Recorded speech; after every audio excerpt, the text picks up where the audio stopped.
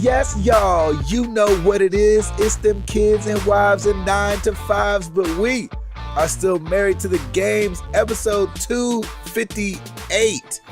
It's your boy Gabe Patillo with Tim Router, Ed Placencia, and Chris McCracken, of course. And as always, we are talking games and life and games. Thank you guys so much for being here. I always say, you know what it is. It's them kids and wives and 9 to 5s, but you might not. So if you don't know, they do now. Now you know. Yeah. Yeah. Now you know. Now you are in the know. Thanks for coming along on this ride with us. We appreciate you guys. Mm-hmm. Ed Placencia. Gabe Patillo. What is going on with you? What are you playing? What is going on with you? What do you play? We all know what he's playing. Kind of all over the place. Yeah, it's been a good week. Last weekend we had the Tapmans over for another game night. Yes. Played a little Secret Hitler, and that's always a good time. So jealous of your life sometimes. I know, right? I try. Let's find out how jealous you are after we hear about your weekend. Yeah, right. That's exactly. my one weekend out of 52 weekends both of the ways. year. Yeah, Right. Jesus. I feel like a old lady whose slip is showing anytime Ed's like, we had somebody over and we played games. I'm like, oh, is my slip showing? Is my jealousy showing? That's hilarious. We played a couple games of that, and then it was just too intense for Sarah. She had to stop. So then, yeah, because she doesn't like it, huh? I She think it's so doesn't. funny that she breaks such a sweat playing that game. she does. Yeah, she only played one game. We played, I think, 3 or 4 games, and she only played one of them, and she had to stop. So she just gets That is funny. so nervous. Yeah. That's so I think great. I feel the same way. I just never had to be the bad guys, but I could see being that worked up. And you've got a pretty good poker face, though. Yeah, you do. I just don't like Was the pressure. she a fascist? Yeah. Was she? Because I assume the pressure's only on her when she's doing the fascist role, right? Yeah, Yes. and she was a fascist. Ah. So, yeah. And I have Yeah. to say, I think you and I were pretty heartless. We were just like, yeah, we're going through the motion because you and I were fascist/Hitler quite a bit. So we just kind of went through. We went through with it. We made a good couple of fascists, which I don't know if that's okay to say or not. Right. Oh my gosh. Is that appropriate? I don't know. But Not anymore. But it's okay. It's all good. It's a game. know. Would have been Right. funny 2 weeks ago. Yeah, exactly. Yeah, right. Now it's just too real. And then after that, everyone kind of broke off into like little just conversations and hanging out. And Nathan and I jumped back into Resident Evil 6 and kept our little storyline going. Yeah. That's And, awesome. So yeah, it's been fun. We're enjoying going through that. Let's see. I think over the rest of the weekend, I got in quite a bit of Overwatch. I think it's kind of my last big hurrah before the summer game event ends, and pretty much walked away with all of the skins and what have yous that I was hoping to get. So pretty happy with the event. Look at Nice. that. Contentment. Overwatch contentment. I love I it. know, right? I'm starting to get a couple more duplicate loot boxes. They're starting to pop up a little bit now. Well, when you have everything. Well, that's the thing, it's still not nearly as bad as it used to be. So I'm still pretty happy with how that's going. Oh, good. Finished up that game Observer that I started last week, and Verdict. man, it's one of those games that I wish one of you guys would play it so we could talk about it. Really? Yeah, it's just kind of it's very much. So you liked it? I liked it a lot. Yeah, I liked it a lot. It wasn't it was definitely a Bloober game because they're the ones that made Layers of Fear, and there were a couple of scenes that you're like, okay, yeah, this is definitely Layers of Fear here. Mm-hmm. But it still wasn't a straight up horror game, although there were a couple moments of kind of like hide from the bad guy type of a thing they threw in there every once in a while. Oh, that's Right. cool. But it was more of a mystery, kind of a twisted mystery type thing, and the end of it, it's not as good as BioShock Infinite, but it made me want to talk about it as much as I did when I was done with BioShock Infinite. Really? Okay. Ooh, high To praise. kind of like, yeah, just to kind of hash out with someone, okay, what do you think happened? And what do you think this was? And that kind of thing. So I think there's a small is it multiple endings, or is it the same ending for everyone? I believe it's the same ending for everyone. You can, at the end, you do have a choice. You can do one thing or another. But the overall arc, it still doesn't change kind of like the main storyline and what happens and what have you. Gotcha. So yeah, there's What's it about? Basically, you're a cop in the future, very much like Blade Runner, and you spend pretty much the whole game in an apartment building that's on lockdown, trying to find out who committed a murder, who committed this crime. That's cool. And like Clue. Kind of like Clue, but minus also, Colonel Mustard. Yeah, and minus Colonel Mustard. Yeah. Oh, well, exactly. But so yeah, it's kind of a you really got to use your detective skills and put things together and what have you. It's pretty cool. How long did it take you? Wow, I don't remember what the final playtime was. Yeah, I'm not sure offhand. If you were to guesstimate. I'm gonna guesstimate maybe 12 hours. Oh, okay, that's not bad. Just a rough estimate. I wish our the playlists on YouTube, I wish it would say how long the playlist is, so you could just kind of look at it and see at a glance. Mm-hmm. But yeah, it was a good time. It was a nice little game, and props to Bloober for a fun time. Let's see. Yesterday, Guardians of the Galaxy Episode 3 came out. Yeah, it did. I didn't even hear about that. Yeah, and it's you will one in of about 10 minutes. I know, right? That's what Tim's here for. And it's one of the rare times that as there's a dead quiet across the room. It's early. I was trying to figure out, like, wait, what? Oh, now new releases. Gotcha. Yeah, ding, ding, ding, ding. It's one of the rare times that I could start the game like right after midnight on the night it came out. Usually the Telltale games I have to wait until like 10:30 the next morning. Yeah. Or so they have their stuff together then finally, huh? So yeah, it was nice. Not a glitch in the house. So it was, they're kind of getting their everything under control, I think, which is kind of impressive seeing as how many titles they're working on at the same time. Yeah, that's very true. It was not glitchy at all, and it was a lot of fun. And still, I love the fact that they do the non-copyright music version if you want to do that. And I had to give them props. There's actually a music montage, and they did a really cool job of putting together a completely original song that really fit the mood and what have you. So that was a lot of fun. Nice. And then yesterday got in the mail Uncharted: The Lost Legacy, and yeah, buddy, poop in the mail bucket. That's fun. Is it? Chris, sometimes you can get a game on a disc. Yeah, that's how it used to come. I know, right? He puts it on this big tray and he brings the arm over and he plays the CD. There's a little bit of noise to it. But yeah, just a little. Exactly.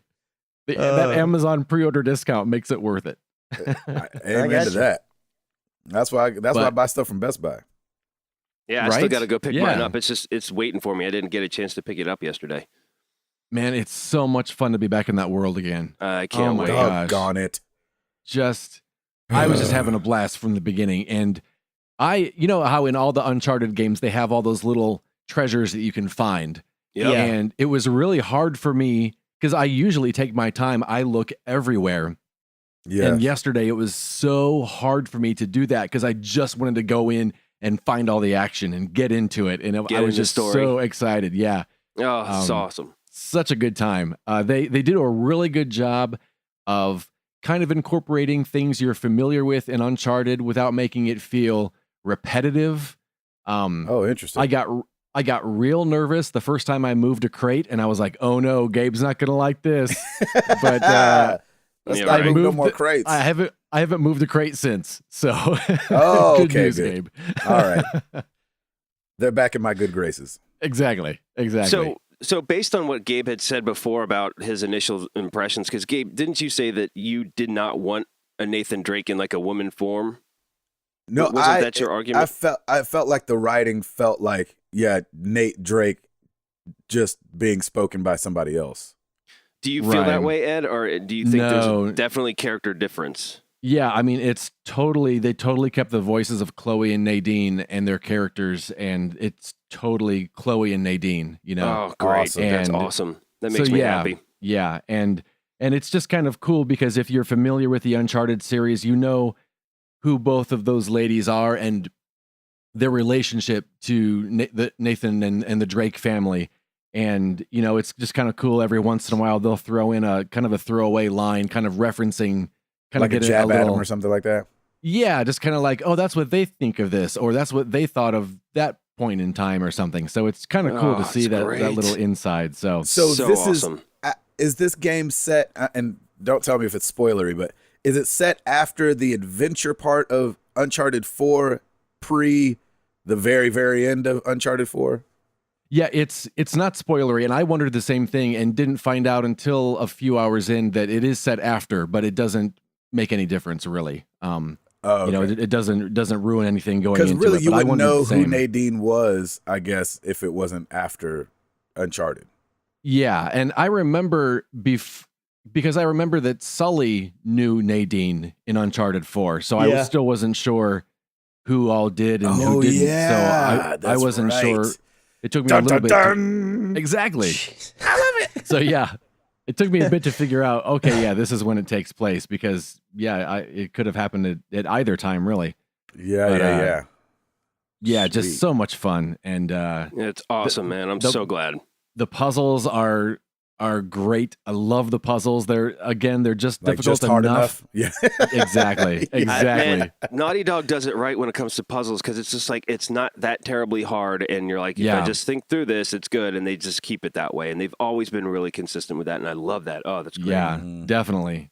So that's kind of how I ended. Sarah watched me play a little bit of that and just had a good time watching me.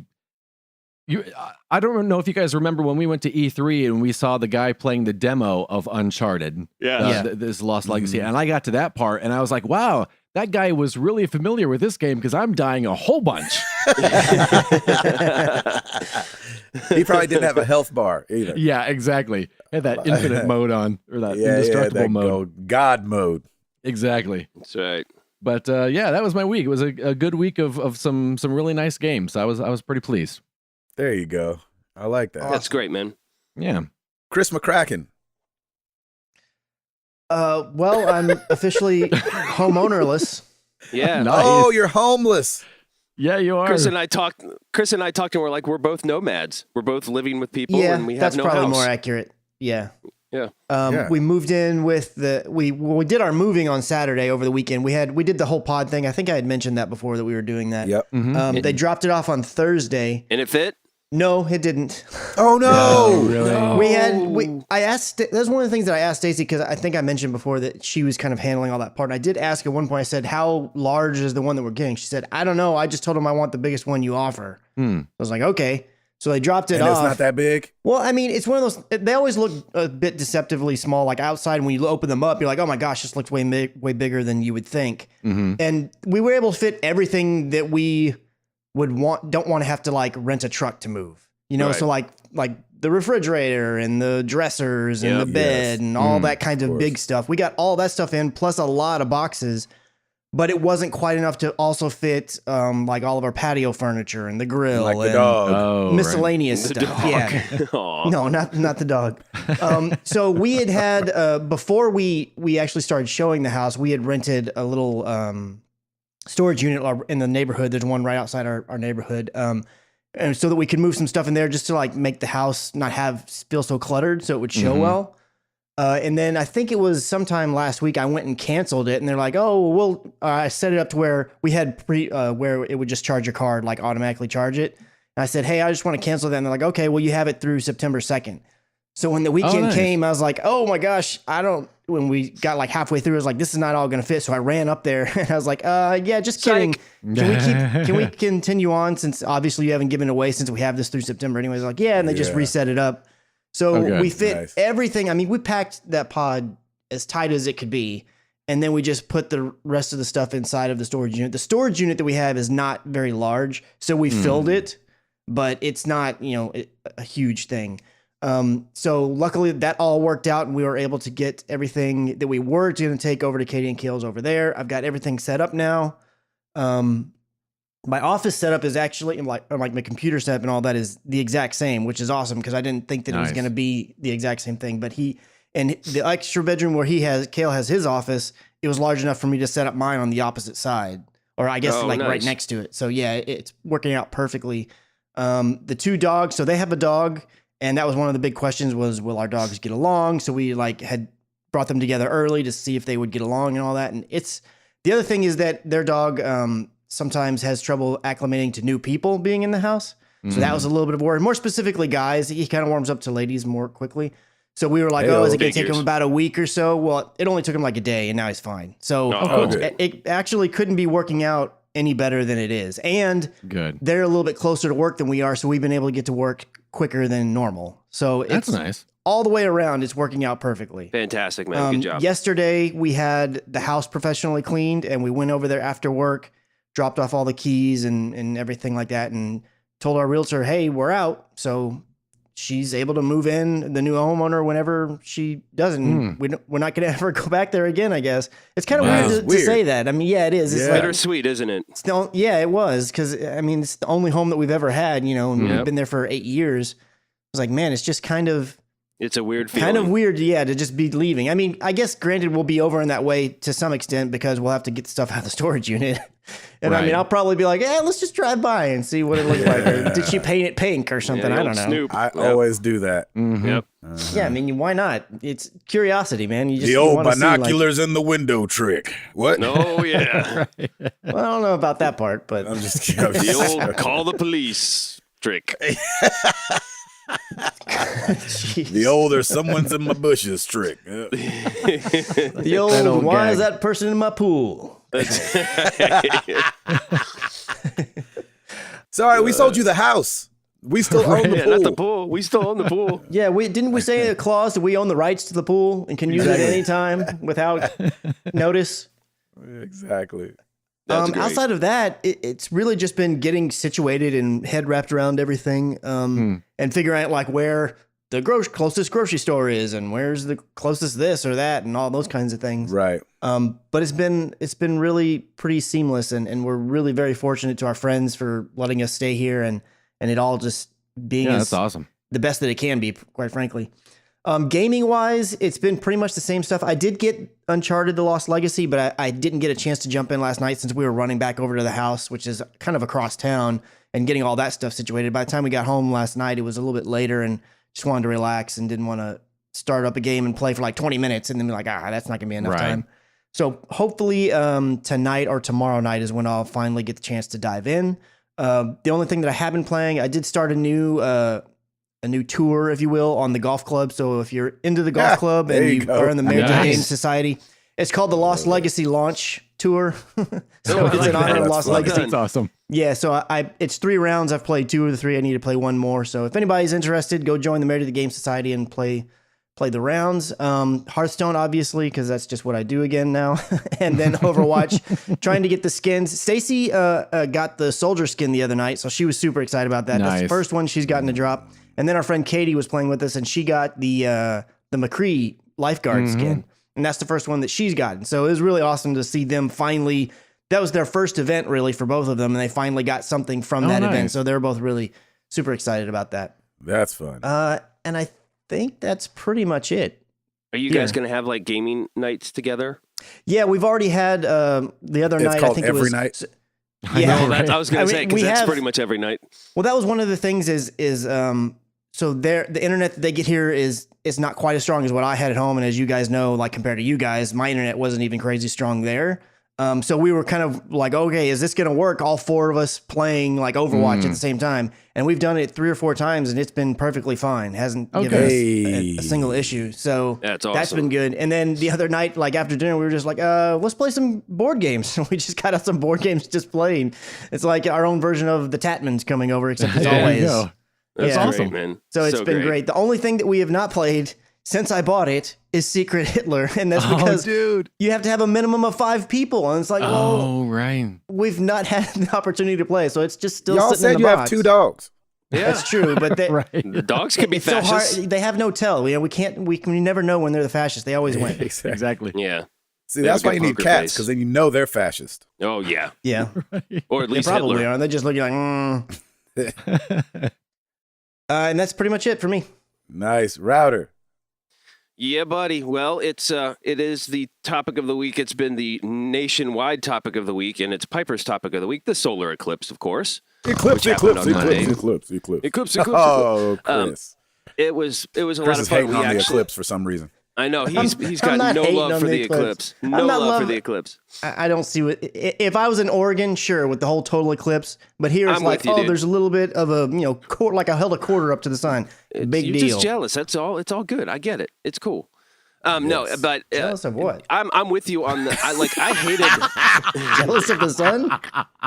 Jealous of the 100% totality that Nashville got. I wish That's I was right. partially covered. We were 100% covered. You're always partially covered in my love, Chris. It's all good. Oh, I look at that. am, man, because me and the sun are not friends. That's right. I know. Yeah, that's true. That's why you want it in totality covered. That's why he's mad, because it didn't completely cover it. Yeah, exactly. He for couldn't go his outside. skin. He couldn't go outside. Right. Oh, I'm sorry, Chris. It's all good. No, I'm actually with you. I kind of didn't like all the hype around everything, but the actual event itself, That was annoying, yeah. it was just really, really cool. Piper still went to school. On Monday, it was this starts her first full week of kindergarten, and she's doing great. And we're slowly but surely getting that schedule going now. I think we're starting to get into a routine, which is really nice. She's just been doing really well. I'm super proud of her. But on Monday, what they did is for the kindergartners, they just kept them inside and let them watch the stream of it.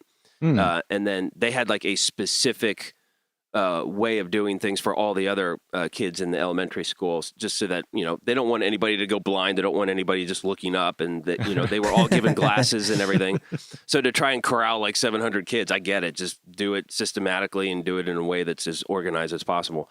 So while Piper was at school, Lauren and I, we were at her store in downtown Franklin, and so we closed the store at about 1, got a little blanket, went up to the square, and just watched it. And it was really cool. It was so interesting to see how, as it got closer and closer to being fully covered, the sun was still out. Like even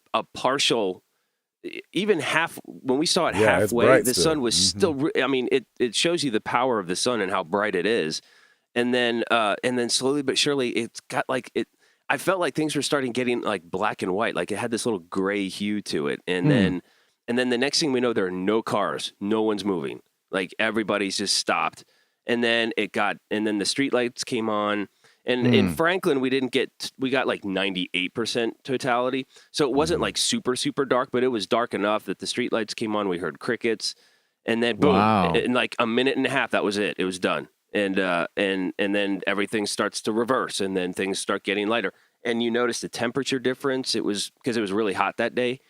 It was really cool. It was just a cool. Fun little event. We had our glasses, got to watch everything, and it was just a nice little moment of, that's really cool, God, thanks. So yeah, we enjoyed that a lot.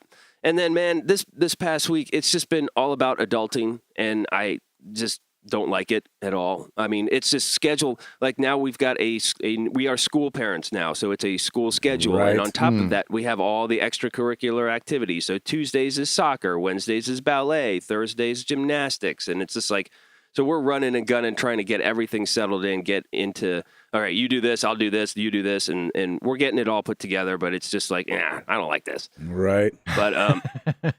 But it's all good, and it's starting to flow. Our house, we're still slated for the end of September. It's coming along nicely. We got landscaping in, irrigation system in. Nice. It's like everything's kind of there. It's just a lot of the internal stuff just needs to get finished up. So the house is going well. And Dad's doing well. He's out of the hospital. I believe he goes back in for his 5th round this next week. And before he starts his chemo treatment, they're going to do a PET scan. So we're praying for 100% remission. I think the doctors are very confident that that's going to be the case. Nice. Good deal. He's just kind of struggling a little bit this week because his white blood cell counts are low. So he's very, very immune deficient. And I've said it before, it's so weird how chemo affects different people. Like he doesn't get the nausea and tiredness. He's getting mouth sores, which are really painful. And as I said before, he's had like little blood clots that happen. So it's so interesting to see how a treatment can just affect people so differently. Because I've heard just horror stories of just people throwing up or just really weak, and he doesn't have that. He just has these random things, but he's doing really well. And and just working and trying to get everything together. And we were supposed to have soccer practice last night, and I haven't even seen our team yet. And are you coaching that again? What's that? Are you coaching the soccer? Yeah, I'm assistant coaching her team again. And we had to cancel last night because of thunderstorms. So basically, we're all meeting together on our first game, which is this Saturday. Oh, so wow. It'll be fun. But Hi, nice to meet you. Get the ball in the goal. Thank you. No, the good thing is that we only have one new player. Everybody else is the same. So it's been really nice to know that we've got everybody. The girls are great. The parents are great. So we've got a really good crew of people. So it's just like, just for the new player, just like, hi, I'm your assistant coach. Let's go play. And but it'll be a lot of fun. I'm looking forward to our season. And hopefully it seems like we continuously get better and better, and the girls are really starting to get a feel for it. And they're all friends anyway. In fact, one of them on the team is in Piper's class in kindergarten, so it's perfect. Nice. So that's that. And then on the gaming front, man, I'm still grinding out that Mafia 3, and it is a grind. My Lord, I really wish they had fast travel. Fast travel would be absolutely amazing right now. But I think what I'm doing is I'm just going to start main missioning everything and forgetting everything else, because it's one of those things where, like, after a while I'm like, do I really want to go 2,000 feet or whatever and go steal this truck just to come 2,000 back and try and store it in one of my rackets and then get killed along the way and have to do it all over again? No. So I'm just moving on to a lot of the main missions. The story is fantastic, though. It's really good. I really love it. And just you're really immersed in 1968 New Orleans, and it's really cool how is it Hangar 13 or Hangar 19? I think it's 13. 13. They're on my radar. Man, they're really doing this right, and they did a really great job of getting you really immersed in everything. So it's a lot of fun, and so I'm having a good time with it. And that's pretty much it. I have to go pick up my Uncharted Lost Legacy. I pre-ordered that, and I got the email yesterday. I'm like, oh, shoot, I got to go get that, and I just never did. Gabe, man, if you want to tag along, we could go. Ooh. But, I mean, we could if you wanted to. I'm just saying. I mean, we went and got Uncharted together. It would only make sense. Oh, it would only make sense what you got going on today. No, seriously. Besides, 3 kids and husbanding and fathering and 4 jobs. You guys will have to make a video so Chris and I can make a reaction to it. There you go. And that'll be number 1 for like the next 5 months. It'd be great. But that's pretty much it for me, because I really want to hear about Mr. Patillo's weekend. And first off, happy 10-year anniversary to you, sir. Yes, sir. Thank you. Anniversary for sure. That is awesome. I think, did you have your 10-year anniversary on the show, or had you already been married like 11 or 12 years when we started this show? Let's see. Where are you at now? We're going on 19 in October. That's right. You were at 14 when we started, I think. Right. Already, yeah. Yep, there it is. But we got it. We got a good milestone here, baby. Hit it. Yeah, man. We went up to Chicago, Chi-Town, popping bubbly, spotlight. Sorry. Love it. We had a great time. Good. Thank you, Jesus. As you should. Awesome. Good. Yeah, I know, but you just never know. You know what I'm saying? Like, she had never been to Chicago. I've always wanted to take her, but I don't really know Chicago all like that. Mm-hmm. So I was like kind of just taking her on the whole, like, I like Chicago. Maybe you'll like Chicago. Right. And so, and we stayed at a hotel called the Ivy Boutique, which was downtown. And what was cool about the Ivy was that it's this small chain of hotels. And that was actually the same chain that we stayed in our wedding night when we got married in San Diego. Oh, that's nice. awesome. And Cool. so that was the Ivy Boutique, and that hotel's gone.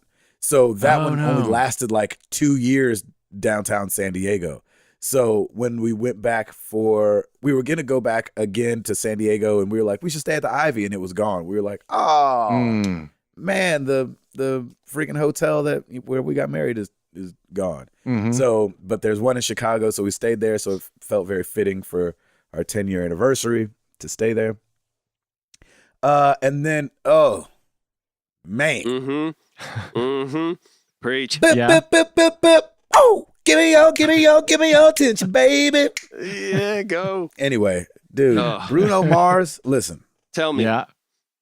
And maybe I do this after every concert I go to. Like, maybe because I'm on stage and never, I mean, I do go to concerts, but, you know, majority of my life is spent on stage performing for people, not being performed for. Yeah. That show was ridiculous. I danced so hard. Like, Nice. That's awesome. I mean, dancing. And so here's the thing. So we went and we loved, and I think Router went too. We loved the Justin Timberlake show. Mm-hmm. Yes. It was, yes. you know, amazing. You kind of leave like, oh my gosh, I would go see that again tomorrow if I could. Like, it's just a really good show. Here's the thing. Somebody was asking me, they were like, hey, Justin or Bruno, which show was better? And I was having to explain this a little different. Justin's show is a concert, and it's a show, and he's presenting you this thing, and it's awesome, and he's singing and dancing his butt off. Bruno and them jokers throw a party for like an hour and a half, 2 hours. Okay, it's that's just awesome. a party, and they are dancing hard, and the music is awesome. It feels like they've sped up every song like 4 BPM. Yeah. And just so to it's get just adrenaline like, going. Yeah, it's just going. And so somebody was asking, Jenny was saying that it's a show for everybody. And I don't know if that's necessarily true, but I think what he does have is that because his music is so throwback, that it covers this wide range. So there was like a 9-year-old in front of us and like a 70-year-old behind us. Wow. And like, you know, and it wasn't, I thought it was going to be dirty. And it wasn't that dirty. He didn't really like cuss that much. He did a couple times, but it wasn't like, you know, crazy or anything like that. He didn't say some things that some other people have said at concerts. But like, I didn't like cringe because I was around kids. Because when we were walking in, there was like a 7-year-old, and I was like, oh man, that seems a bit young to be coming to a Bruno Mars concert. Yeah. But then you kind of do the show, and you're like, oh, I mean, that wasn't that bad. Yeah, there was maybe 2 parts where you're like, oh gosh, that 7-year-old's watching. But you're putting your hands over his ears, your earmuffs. Yeah, exactly. Earmuffs. Parents are like, what are you doing? I'm like, I don't know, parenting your child. Trying to keep him out of the gorilla cage at the zoo. Yeah, right. So and so that show was just so good. But you guys have to hold me accountable, because next month I'm going to see Foo Fighters. So if I come back saying the exact same thing, then that's just how I am after shows. Okay. So we'll see. But that Bruno show, like, we're trying to figure out how to see that show again. Yes. I'm surprised he's not coming to. I'm good. surprised he's not coming to Nashville. I know, freaking Memphis and Louisville. Ugh. I know. Yeah. Memphis gets all the good shows. Louisville's not known for music. I know, exactly. Memphis is, but you know. Exactly. And so is Nashville. He should have came on to Nashville. Golly. See? If he was coming to Nashville, I would definitely pay again to go. Like, definitely. Go in a heartbeat. No question. Absolutely. And you would have to go. Router, I think you would love it. Oh my gosh, yeah. Oh, no. Yeah, I would have to go. There was so much dancing. That's great. That's so cool. So the trip was awesome. We got back on Monday, and it was, you know, definitely like just flung right back into being parents, and it was kind of cool. I'm with you guys. Like, as much as they talked about the solar eclipse, like there's almost like no way for it to be cool enough for as much as they talked about it. Right. But it's like they overhyped it. oh my gosh, yeah, it was definitely had a hype train of its own of its own. Yeah. But we did, what was kind of cool was we were flying into Nashville during it. So we got to see it from the plane's perspective, which was really interesting. And so, like, just to see this huge shadow get cast on, you know, on the ground, you know, because we're way up in the air, so you can see, see where the shadow started and you can see where it ended. I think they said that it's about a 70-mile radius for the totality. Like, when you went, like, for as many people that can see, like, where it gets pretty dark, you know? Yeah. You're right. From the middle of Nashville and spread out. So it was really interesting seeing the horizon all around you, because, you know, it's a circle, and, you know, so it's not like dusk and dawn, you know what I mean? Where it's on one side of you and then the other side of you, but it's like surrounds you because of how, anyway, it was So that was cool. We didn't get to like look up in the sky and see the sun or anything like that, but it was really interesting, like flying and then it being like 1:30 and then it going all the way dark and then coming all the way back to a regular day. You're like, man, that was weird. And the clouds got like pitch black. They say the wind stops. Did you guys feel that? Yeah, everything stopped. And then the swirly shadows on the ground and everything. So it was a cool event. We'll do it again in 7 years. That's right. And then as far as playing, obviously I haven't been on the console at all. I've been gone this weekend. I'm really wanting to get back into Yakuza because I've been just so plagued with starting games and not finishing them right now. Yeah, that I'm like, I've got to just push through and finish one and enjoy the whole thing. Yeah. So want to dive back into that. Are you home for a while then? I'm home for like this weekend, and then I'm gone the next weekend, and then it's like I think I'm home a little bit more. But we've just got like a lot of little things the rest of the year that just kind of are keeping us a little busy, but nothing too crazy. So, but obviously Clash Royale, always. Plants vs. Zombies Heroes, been doing a lot of that, and been playing a lot of balls. Nice. And, me too, man. I'm back in on that. Back in the swing? Back in the swing of that. Like you never left. That's right. So yeah, that's it for me. Timmy. Nice. Yes, sir. You got this thing? You know it. Well, let's do it.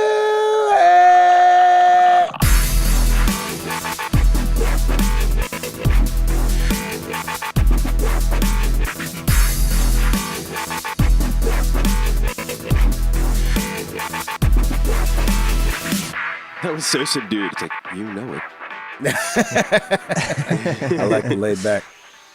All right, let's get into it. New releases this week. As we've already discussed, Uncharted: The Lost Legacy for the PS4. I'm just kidding. What? I know, right? Isn't that crazy? Never heard of it. I was so caught up in all the solar eclipse, I forgot that it was even coming out. Exactly. Right. We got some DLC for Battlefield 1 Revolution for the PS4, PC, and Xbox One. Oh, yeah. We have Super Combo Man Smash Edition for the PC, PS4, and Xbox One. Everybody get that? Minecraft Story Mode, a Telltale game series, The Complete Adventure for the Nintendo Switch. Oh, there you go. Click. As Eduardo has said, exactly. As Eduardo has said, Marvel's Guardians of the Galaxy Episode 3, More Than a Feeling for the PC, PS4, and Xbox One. More than a feeling.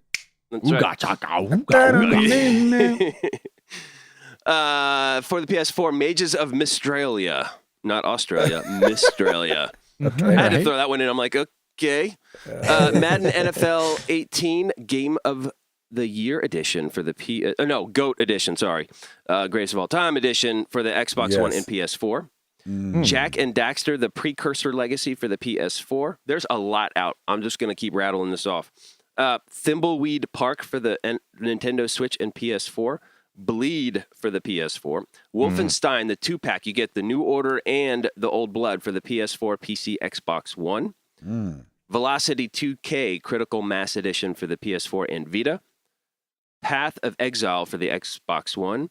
And finally, Naruto Ultimate Ninja Storm, Ultimate Ninja Storm 2, Ultimate Ninja Storm 3 Full Burst, released for the PS4.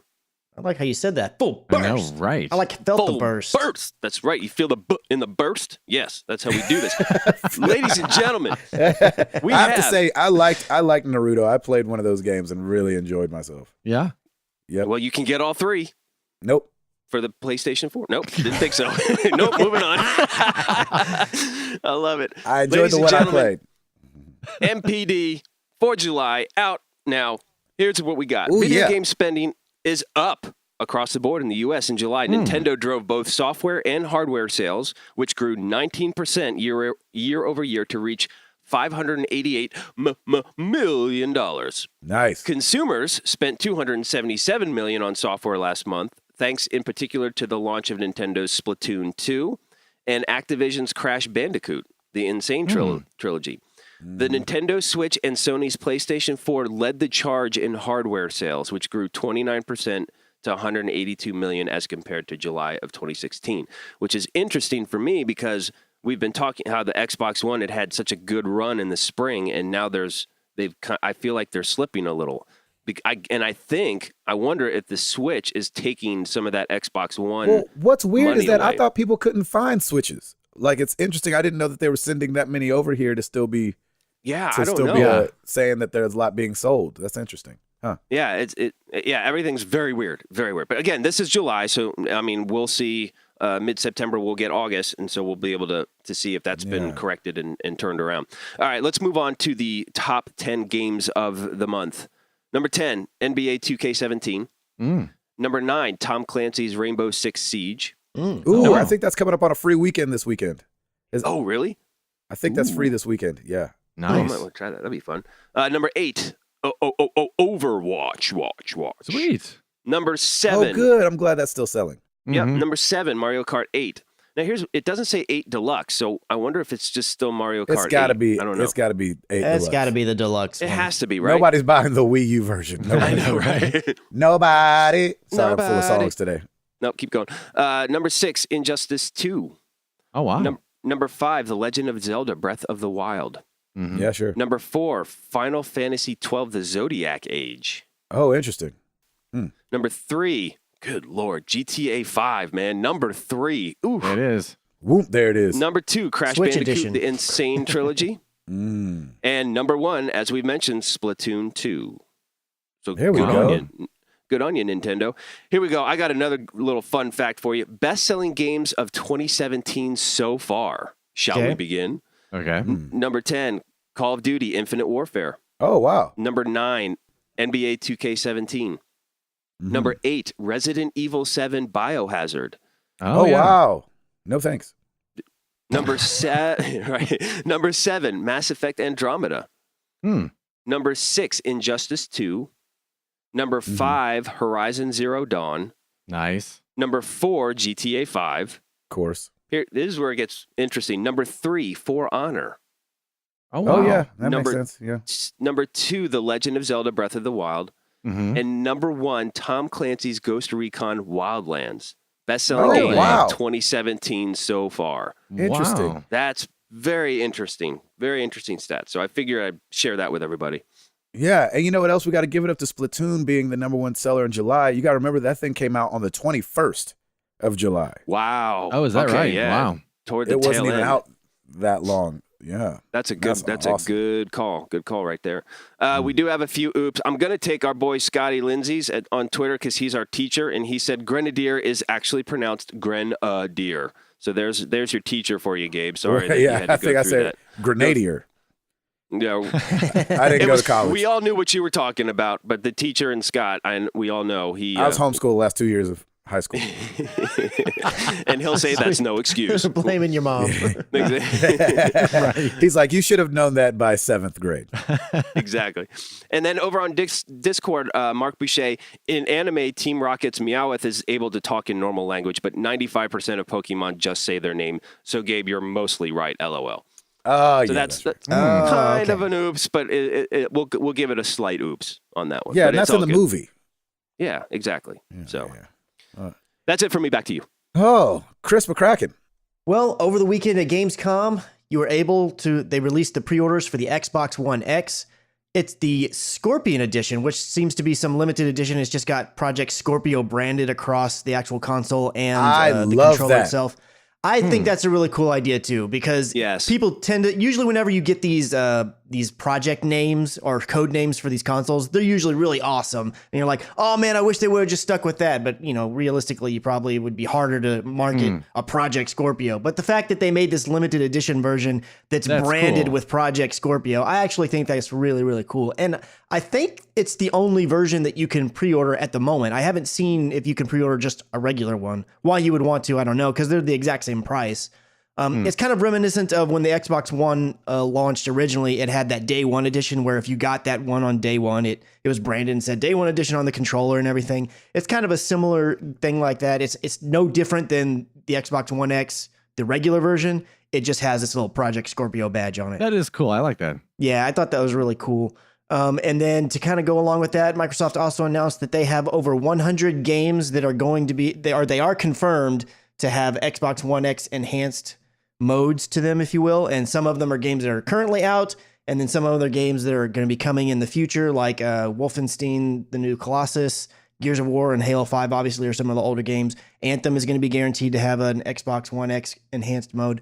But one thing that is not going to be on it is what was supposed to be a launch game for the Xbox One X, and that is Crackdown 3. Because it has been delayed. It has been delayed yet again. It was going to be coming out November 7th. Now it's being delayed to spring 2018. Oh, wow. And this game is just kind of like in development Hades, because this game was originally announced at E3 2014. And back then, it was slated to be like a second half of 2016 release. Wow. And here we are, like, I mean, I'm wondering if by the time it comes out, it's still like nobody's going to care anymore, maybe. I mean, I know there's definitely a contingent out there that love Crackdown and are like really super looking forward to it. So I have no doubt that it will sell. But I'm wondering if it's like, man, when your game just lingers there forever and ever and never actually comes out, I don't know. I mean, a few games have done well. I mean, like, I don't think The Last Guardian did ridiculous numbers granted, it took way longer than this is. Like a decade. Yeah, but I feel bad that they've been teasing this for so long, and it's just they keep having issues with it, whatever they are. I don't really know. Yeah. It's a bit of a bummer. I hate that. That's too bad. That is too bad. Yeah. Well, something else was released, and this will tie into our question of the week later.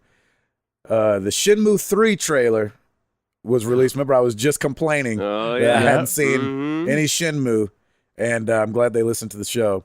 And they went ahead and put up the Shenmue 3, the first teaser, and it's up there. It's one of those things Gabe. For me, I mean, I have to, obviously after doing Shenmue Saturdays and flirting with doing Shenmue Tuesdays and Shenmue 2 Tuesdays. And so Shenmue 3, I'll have to, but I'm not. But do you want to? That's the question. I don't know, because the story is kind of like, okay, what was amazing about Shenmue was what it looked like when it came out. It's not so much that the story was incredible. Even though the story was good, it wasn't bad or anything like that. But it was just nice to hear like the theme song again and see, new models of the characters and stuff like that, especially the two that are still a part of it. I don't know their names, but Ryu and whatever the girl's name is. And so it got released. The trailer got released. So that doesn't say You're so that obviously diplomatic. doesn't say I know. That obviously doesn't say anything about when the game is coming. It doesn't say that on the trailer. They're saying sometimes before everybody dies. Before the world blows up, we'll get Shenmue 3. Nice. There you go. We hope. Even though Before the next solar eclipse, you'll get Shenmue 3. Yeah, maybe. Just maybe. Yeah, we'll see. Yeah, we're not making any promises here. Let's not get crazy. So you weren't excited at all after watching it? The trailer? Excited's a weird word. It wasn't like ooh, I can't wait to play that. What you were watching? Yeah, I guess what was your feeling? All right, here we go. All right, here we go. Moving forward. All right, we got it in first gear. Let's roll down this hill. And so, I wish that there was like a release window would have made me more excited, probably. Even if they would have said 2019 or whatever, it would have been like, okay, well, at least I know not to get worked up for another 2 years. Does it look bad? It doesn't look amazing. Yeah. But it doesn't look bad. It looks good. It doesn't look awesome. When you say looks good, do you mean it looks good in that it looks like a PS4 version of Shenmue, or it just looks like whatever Shenmue 3 would have been had it come out, at a normal time? Like, it just because it looks like Shenmue, is that what you mean by looks good? It looks like the old ones, or what does that mean? Well, I mean, like, it doesn't look like I haven't been making video games in a long time and decided to make a video game. It doesn't look that bad. Like, as bad as it, you know what I'm saying? It looks like, I think by the time it comes out, I think it'll be a good looking game. Now it's not going to look like, what The Last of Us would have looked like if it was on PS4, made for PS4. But I think it's going to look good. I mean, it'll be colorful and bright, and some of the characters look like a little weird, but like it's to be expected. Yeah. Did they fix their mouths? I don't know. Their mouths are still in Japanese at this point, so we'll see. No, if that's they true. Ever fix their mouths? So, I'm. They already have my money. Yeah. But I'm just kind of like, okay, good. Yeah. Good. The question is whether it's just going to sit there still wrapped for a while or not. I know, and not even getting stared at in the box. But it's like, Right. yeah, it's kind of like in a drawer someplace. Stare at it from the drawer. Forget about it in the drawer. Well, when Amara graduates high school, then you can take that out. Exactly. Like, give it a spin. As a celebration to her going off to college. I'll play Shenmue 3. Exactly. What else you got, Christopher? Another thing that happened over the weekend was PlayStation's Twitter and Facebook got hacked. Yeah. By a group called I saw Our that. Mind. They're the same people who had they had gained access to HBO and Game of Thrones social media accounts. And then they just posted a few things. They got off a few tweets and a few posts on Facebook before it was quickly reversed and Sony was actually able to get access back to their own account. They just posted things like subscribe to Drama Alert, and then they said that they had access to the network, but then said, "Oh, we're not going to give it away. We are a security company." Probably just a bunch of trolly kind of stuff, and the fact that nothing's come out from that kind of lends to that. But the fact that it's happening to Sony, even though it did just recently happen to HBO. When anything happens to Sony just because of what had happened in 2011, everybody is like, takes a collective like deep breath, like, oh my gosh, what does this mean? Exactly. And at least as of right now, to the negatives on my credit card. Yeah. Yeah, at least as of right now, it looks like it was nothing more than the social media accounts for access, but still definitely a big like some egg on the face of Sony, be like, yeah, and of course they just deleted the tweets and like, oh, nothing happened. Yeah. Nothing to see here. Move along. Hey, you see that Lost Legacy? Oh, yeah. Right. Exactly. We gonna released be the good. Shenmue 3 trailer. Anybody? Nobody? All right. Gabe, you got something to say? Oh.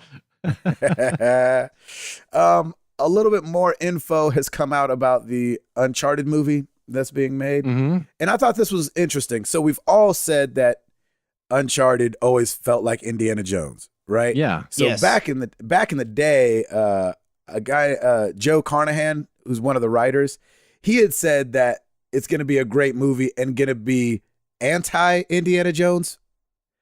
But now he's saying they're going to make an Indiana Jones type franchise. And I was like, okay, well, we all felt like that. But this is what he said, because I thought this was good.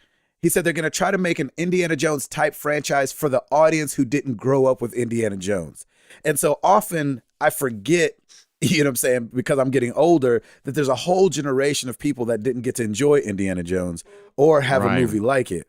And so I think it's cool that he's coming out and he's being like, we're going to do one because there's a whole generation that didn't have Indiana Jones, at least good Indiana Jones movies. And so we're going to want to make a franchise like that. Obviously, we know that this new one is starring Tom Holland. And so they're going to talk Spider-Man's Tom Holland. And so they're going to start from when he's young and the relationship with him and Sully, how they meet and move forward from there. So we get a piece of his childhood in 4. We got a little bit in 3, right? When he was younger. Yeah. Yes. Uncharted 3. And then we get more of it in 4, obviously. But there's still not a huge Sully and Drake meetup kind of situation. So I think they'll probably focus on that and the treasure hunting that happens between those guys. But Man, all I'm excited about that. Yeah, but that's really cool because that's how Indiana Jones started. Is because Lucas and Spielberg were like, man, we used to like those old shorts they would show before the movies that were like serialized. And people have forgotten about that. We want to make a movie that would kind of remind people of that. So it's kind of cool that then now these people are saying, we want to do one that reminds you of Indiana Jones. It's kind of cool how they keep that tradition on. Exactly. What were you going to say, Tim? That's a really good point. I was just going to say, I just really hope that Nathan Drake as a character really gravitates to people. like Indiana Jones did for us. Like, oh man, this guy's like, I want to make sure that like even kids are like, man, he's really cool, and let's go explore and adventure and do all the stuff that we did as kids, because if it doesn't, then the trilogy is going to flop. Right. And I hope to, like, a lot of people have turned down being part of this movie. Mark Wahlberg, Robert De Niro, Joe Pesci, Amy Adams, Scarlett Johansson, Chris Pratt.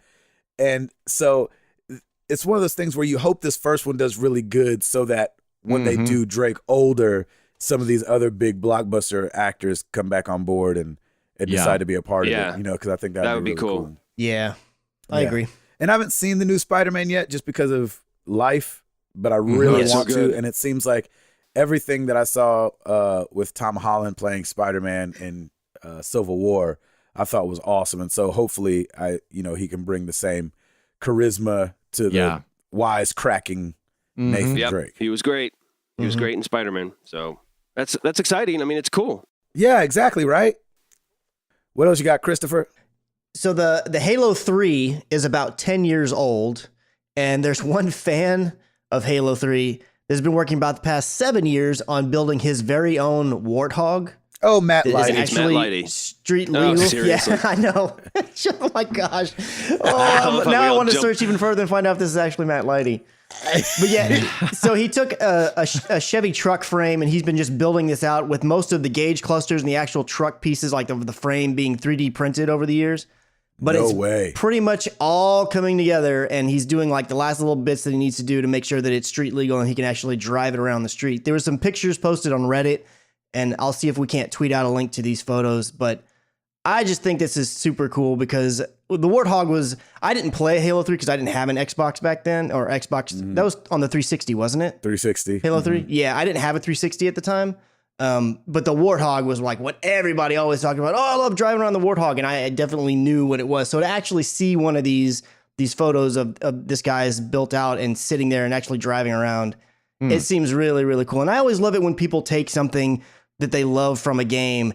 That's why I really get so enamored with like cosplay and stuff, because it's when somebody can recreate an outfit in real life. And then when you could do something like recreate a vehicle or anything from games, I just love it when they bring those things to real life. I know back in a couple of years ago, people started making the different guns from Destiny because there's a lot of different exotic guns that have their own backstories and everything. And then they would make like little replicas of them that you could buy. And I was like, man, I wanted to have every Destiny weapon just on a shelf somewhere because they're just so cool. Yeah, so I really like it whenever fans of games and stuff just bring stuff like this to real life. It's really, really neat. All right. That's cool. If you could make one, or you had to buy one or something like that, what would it be? If you had one item from gaming that you could get recreated in real life, Chris, what would it be? Oh man. Well, I've said it before, and there's actually been somebody who's made some little bits and pieces of it, but I would like to have the Cyborg Ninja outfit from Metal Gear Solid. I think that'd be awesome. Ed? I'll take Junkrat's gun. Ah, that's such a good answer. That is a good answer. TikTok. Stop me if you've heard this one. Tim? Dipstick. I'll take my Far Cry 4's Funk grenade, my little hand grenade. Oh, Grenade launcher. Nice. Just so I can hear it over and over again. And of course, I'd take the Buster Sword from Final Fantasy. Yes, you would. Nice. It was iconic. What else we got? Whenever you say Buster Sword, I can't help but think of Arrested Development, and it seems so less cool. Just this guy swinging the sword around going, hey, brother. Yeah, exactly. Especially made for people with one hand. That is awesome. Freaking love that show, man. That's a great show. I never watched season 4, but that's a good show. The Hey Brother Buster Sword. Yeah, that would be amazing. So CD Projekt Red has revealed that Gwent will have a Witcher style single player campaign to it. Really? Or a story mode, they're calling it. Wow. And yes, thank you, and yes, I'll take it. Yeah. I mean, yeah, right. CD Projekt Red.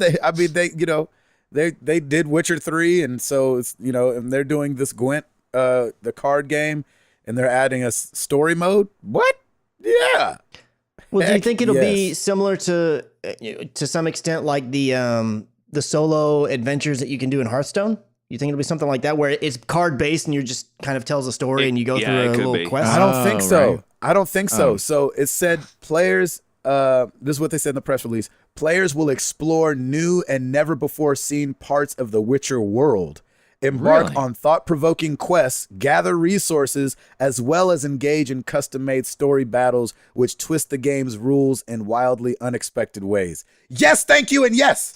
But the way that it says twist the game's rules, do you not think they mean the card game? So therefore the quest will be a card quest? No. I think that it'll all be centered around like the cards.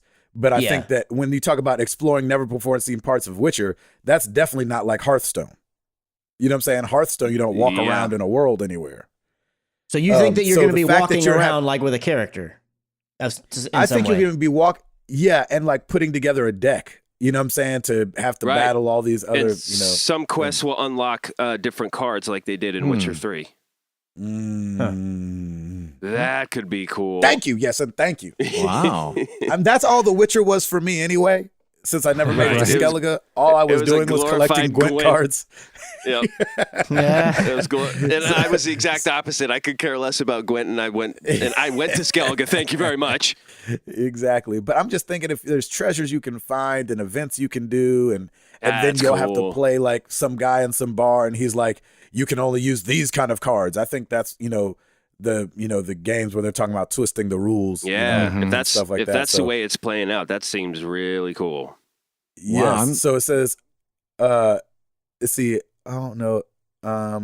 It said it'll follow a new character called Meve, M-E-V-E, in her quest for Meve, Campbell. Oh yeah, maybe it is Mev. I don't know. So that's funny. According to them, Mev is a war veteran queen of the two northern realms, and she has to embark on a dark journey of destruction and revenge. And card playing. Give it to me. I don't freaking care. All of it. I want all of that. Awesome. I never would have seen that coming. Me either. And so I just thought it was like, I don't know. It just felt special. Nice and special. Put your Gwent cards up to the moon. Exactly. What's fun about the Bruno Mars show is that our buddy that was in our band, Byron, Mr. Talkbox Chambers, he's the beginning of 24 Karat Magic, and then he's hearing him do the Talkbox is the whole beginning of the concert, and so I was like, oh, there's Byron. That's cool. Did you get to see him at all or talk to him? No, because it's just on recording. He's not on the road with him. Oh, okay. Yeah. So. Womp womp. It looks I know. That's why. Trust me. I was texting him like, "Where you at?" Are you in Chicago? Not out there. So anyway, excited about Gwent and it having a story mode. And yes, it's called Thornbreaker. Gwent Thornbreaker coming this year. Where are you planning to? Where do you think you're going to play the game? Everywhere, just everywhere.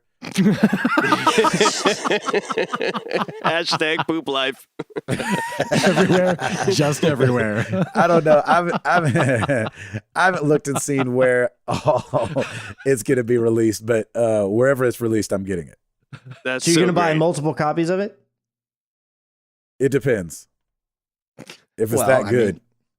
I mean, like it's not going to come to the Switch probably, but if it came to the Switch, I'd buy it on the Switch, of course. For sure. Because it looks like the art style is kind of cell shady. It looks like it doesn't look like The Witcher. Oh, really? And so maybe that's something that I don't know what the Nintendo can handle or what it can't, but I'm playing it all day. Every day. All day, every day. Every day. Yes. Chris, what else you got?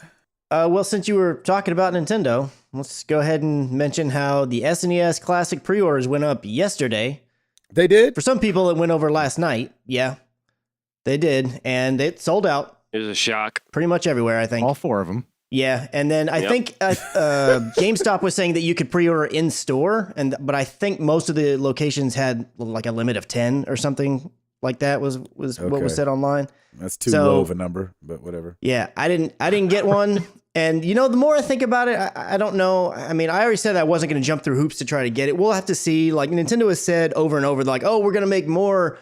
We're going to have more stock of these than we did the NES Classic. So we'll see. I mean, that could definitely play out over the lifespan of how long they're selling it. Just because it sells out at pre-orders doesn't necessarily mean they aren't indeed going to have more once it finally starts hitting stores. Right.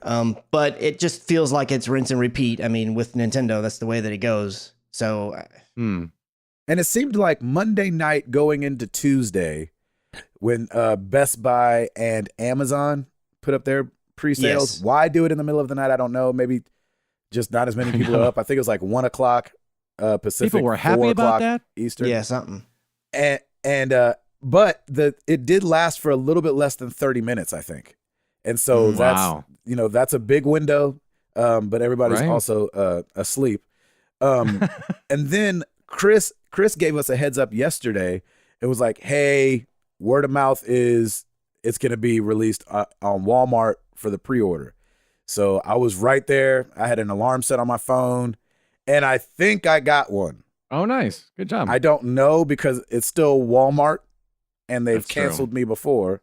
Right. But I did get one, and I texted these guys as fast as I could.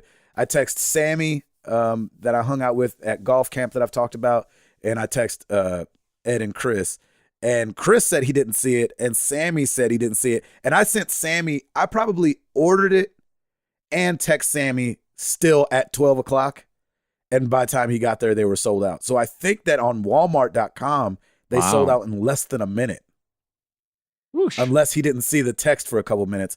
But I think I text you guys at like maybe 3 or 4 after, right? Mm-hmm. And Chris said he couldn't see it. And so on Walmart, it went really fast. I just was like clicking buy, yes, buy, whatever card it's on, yes, buy, click, yes, yes, yes. Like I didn't even, I do like not groceries for my house, but like for the road, we pick up all our stuff at Walmart before we leave. So I already have like an account over there. Yeah. Mm-hmm. So it's easy for me to check out quickly. Oh, nice. And I just flew through. I didn't try to change a quantity or anything like that. I was just trying to get one.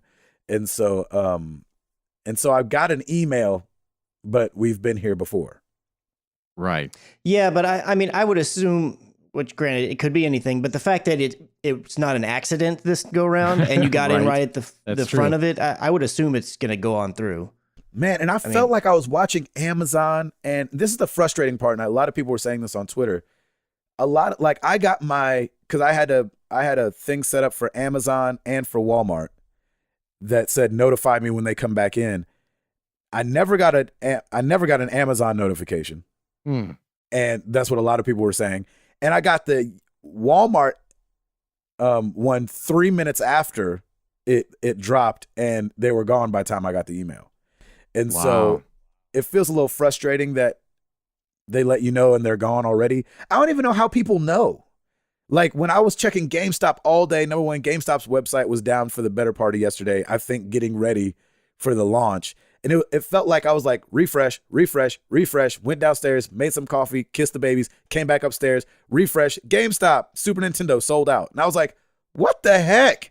Like, how do people even know what time it's going to drop at? You know what I'm saying? And then Target, I think, too, was yesterday.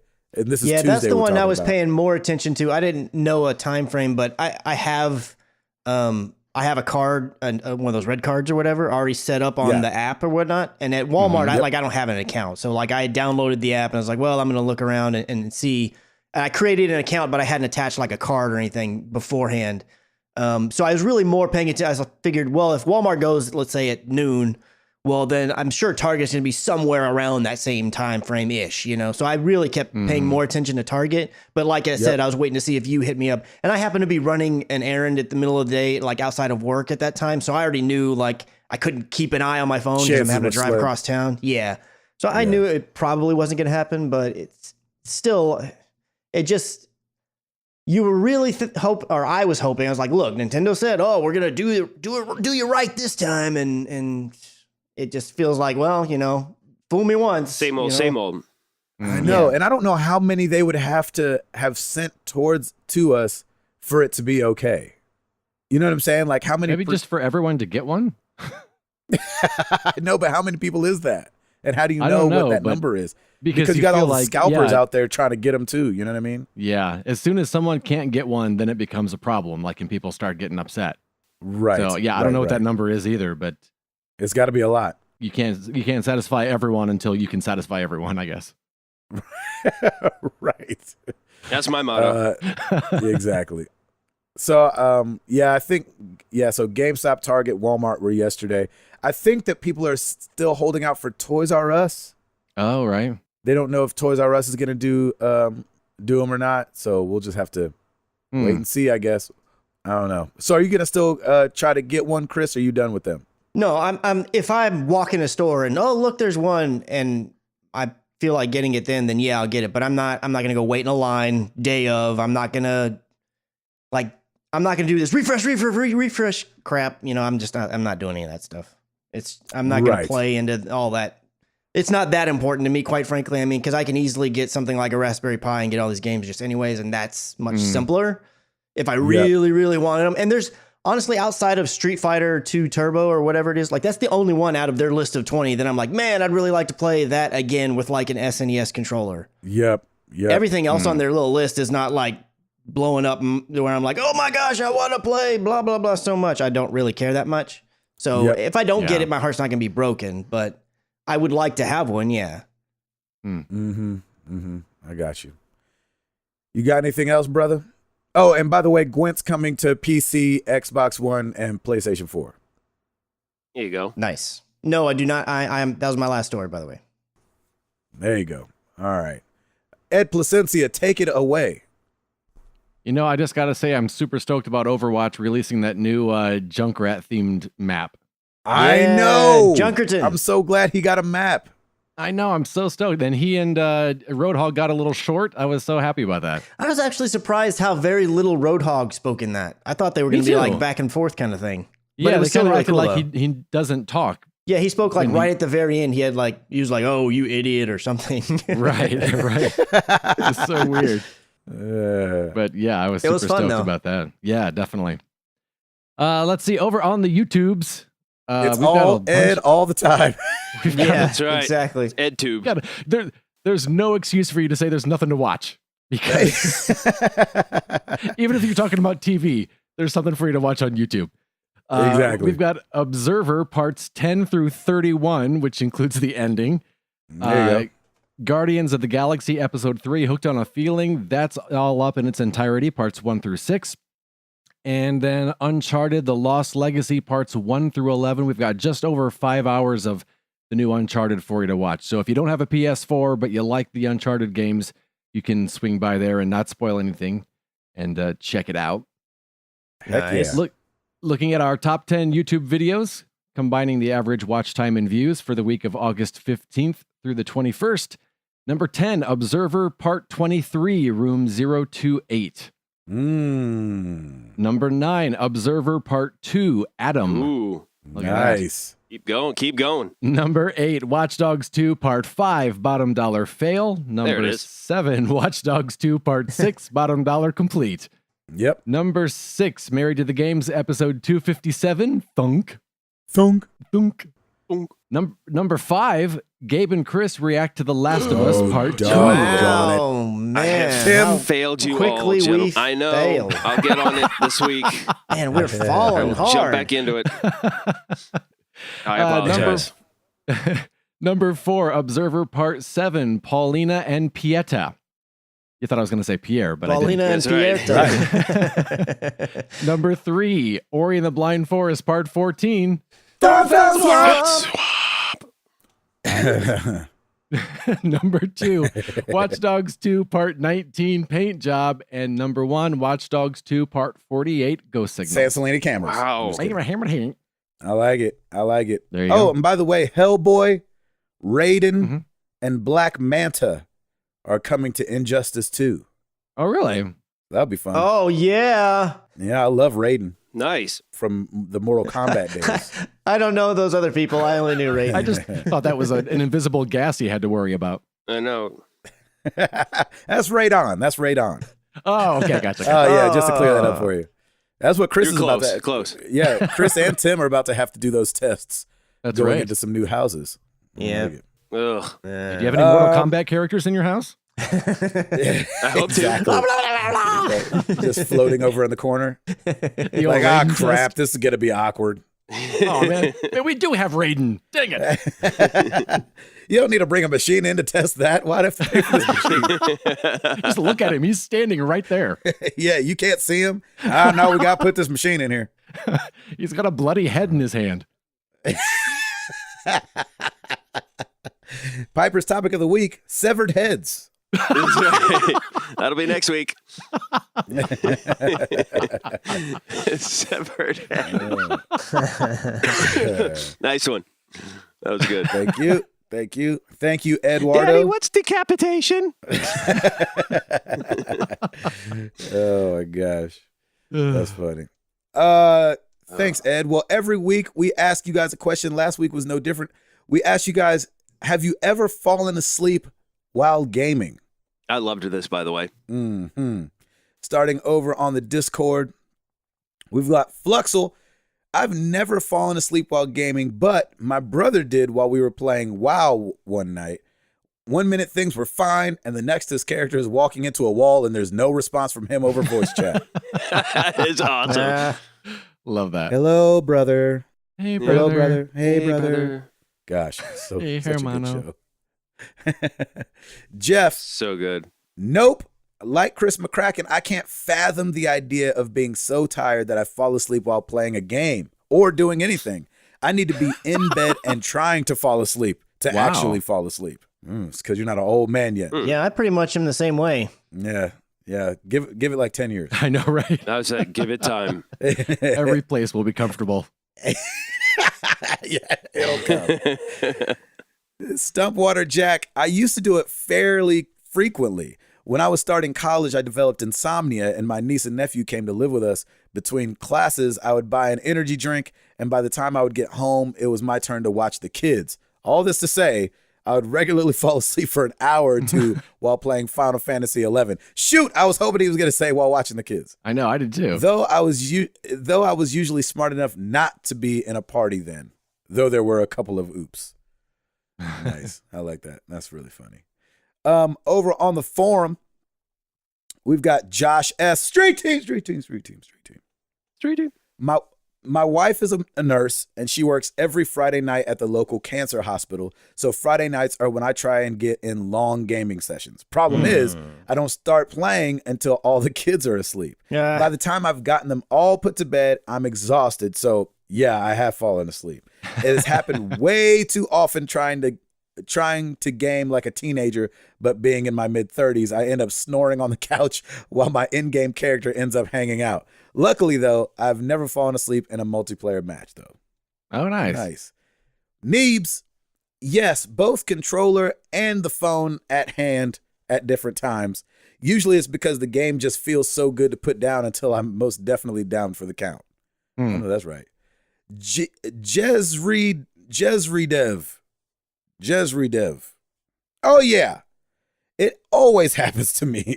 It's the feeling That's that awesome. both your eyes are tired, but you still want to continue for unknown reasons. I'm totally with you on that. Over on the Facebook, this is just funny just because Robert Dale Good Jr. is such a good writer. He put, yes. Thank you, Robert Darrell Good Jr. All right. He's That's back. perfect. He's back. A man That's of right. few words, that man. Yes, he knows when man you of need to just use one Few word. yet many words. Yeah. Tim Paulin, yes, most recently during the Injustice tutorial, but there may have been alcohol involved. May have been. Mm-hmm. Dak Huntley, the only game I've ever fallen asleep playing is Gabe's Beloved. My first experience with an RPG came in the form of Final Fantasy VII. Way back then, I would come home after work and play until 11 or 12. A few nights of that, I woke up one morning with the controller still in my hand, and my first worry was when my last save was. I know that's right. That happened to one of my friends too, and he woke up and the timer on the game clock was like 9999999. Oh, He's no. like, shoot. Wow. Now I don't know how long it took me to beat this game. Over on the Twitter sphere, Angela Mosley at @silver_husky. It happens really frequently to me if I try to game while tired. I think I last fell asleep with Persona 5. I believe it. I know that's right. Jody, is it Nielsen, Ed? Yes. At Jody Draws? Nielsen. Yes. Nielsen. I never had Nielsen. Nielsen. Nielsen. Nielsen. Nilsson. Like Wilson, but with an N. Oh, there Nielsen. you go. Wilson. Jody Nielsen. Yes. I never had. I feel as if maybe I should have in order to prove my game worthiness. That's funny. Chris R. Smith at Fuzzhead23. Sadly, yes. Long loading screens on some games and also late night playing Civilizations on PC. I like this one. Eric Green at The Art of Bacon. Heck yeah. I've fallen asleep during Dragon Age and playing on my phone, dropping my phone on my face multiple times. I know that's Oh, funny. that's awesome. That's happened to me before. Where you're like, oh, boom. It's like that, the bridge of your nose. You're like, oh, doggone it. Oh, that I've hurts. decided that the phone hitting the bridge of your nose is like the new paper cut. Like it's a small thing that happens that it just hurts really bad. So funny. Yeah. You're like, it shouldn't hurt that bad. It's just my phone hitting my nose. But phones, I don't know if you guys know this, are weighted on one side to just directly hit you in the bridge of your nose only. Yeah, it's one of the That's part how- of the design. Yeah, it's part of the design. Thanks, Steve Jobs. Rest in peace. All right. Oh my gosh. All right. Well, you know you know where to find us. Facebook.com/married to the games, Twitter.com/MTTGcast, marriedtothegames.com/forum. Come be part of the conversation.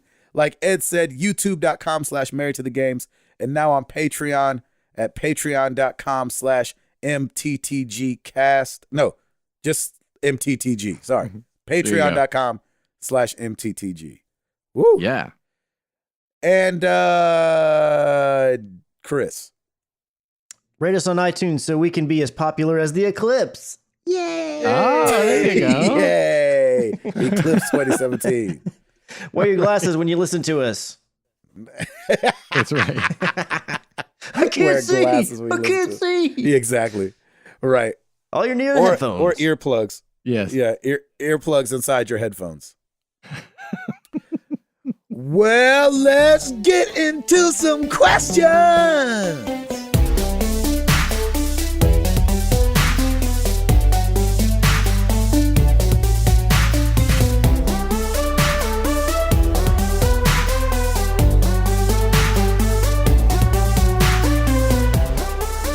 Let's get into some questions, shall we?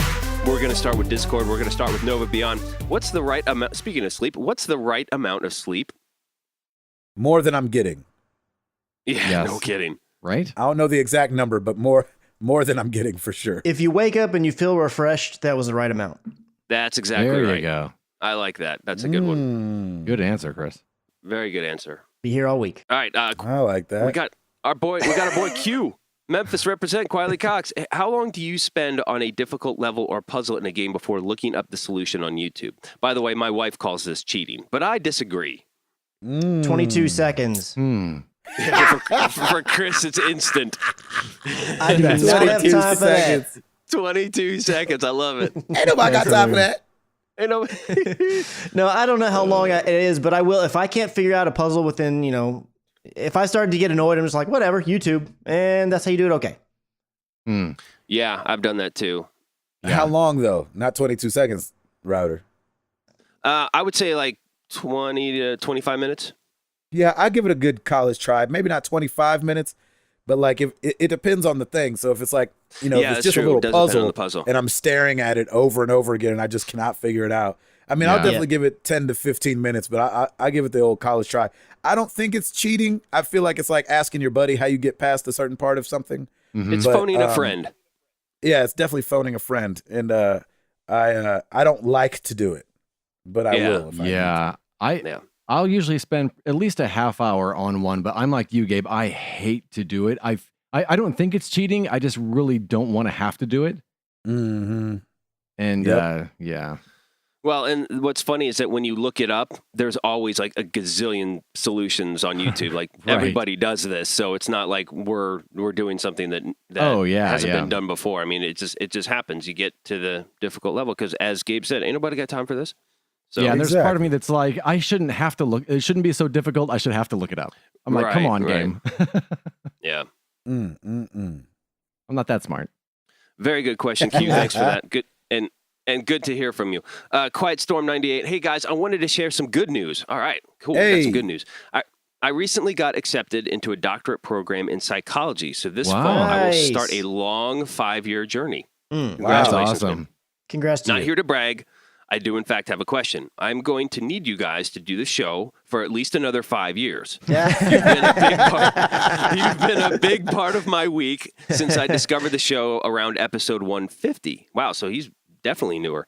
And when the going gets tough, it's great to lean on the show for laughs and a nice escape.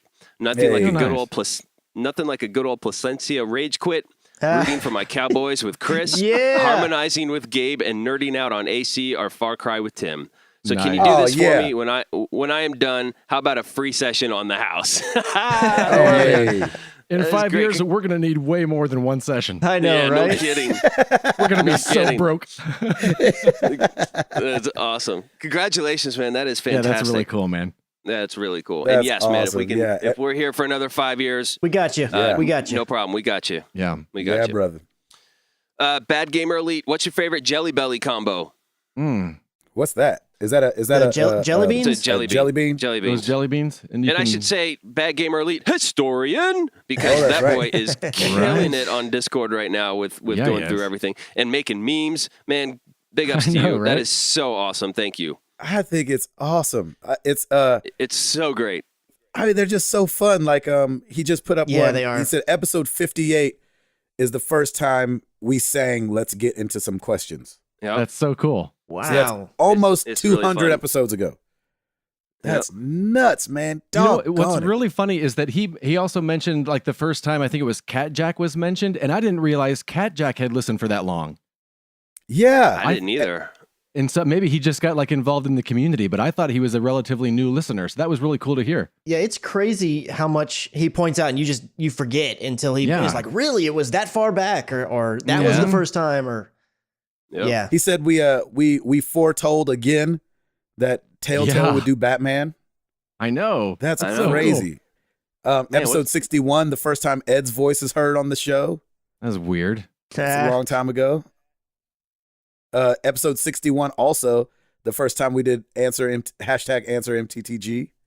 Oh wow, really? So it took us a year to get into some things. Yeah, man. Wow. Yeah. I like really it. Cool. Doggone awesome. it. So favorite Jelly Belly combo. I don't really eat those, so I have none. I don't. I'm not a huge jelly bean fan. I like blue and yellow. I don't know if they're flavor, or I like the green ones too. I don't know. I love Jelly Bellies. Well, yellow and blue make green. I know, right? There you go. And I know they come with a little recipe card inside, but I usually just eat them one at a time. Yeah, me too. I like them individually. I don't even know if I've ever. I've just gone.